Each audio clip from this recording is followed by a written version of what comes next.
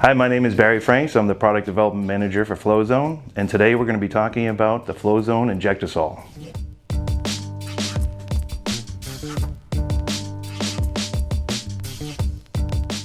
The atomization jet inside the Injectosol under the nozzle is 0.010 of an inch. This is an extremely small orifice and will clog over time.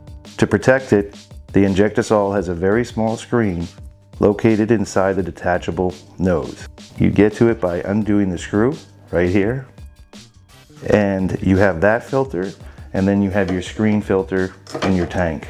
That's the protection you have for the very small orifice. So what we're going to do is show you how to access it. It's a flathead screw. At this point you want to keep unscrewing this long screw because this has to be completely removed to detach the nose from the handle. And now, there you go.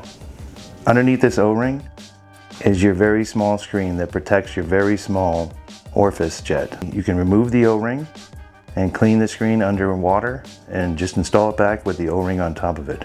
I'll show you what it looks like. We'll take it out now.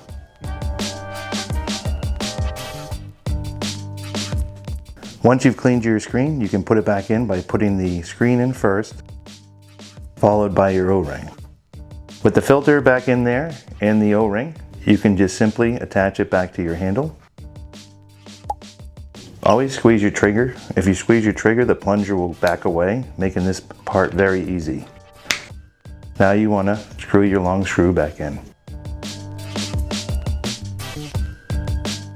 Thank you for watching. If you have any questions, you can reach out to our support team Monday through Friday from 9 a.m. to 5 p.m. Eastern. Email us at support@wessel.com or call us at 803-339-2500.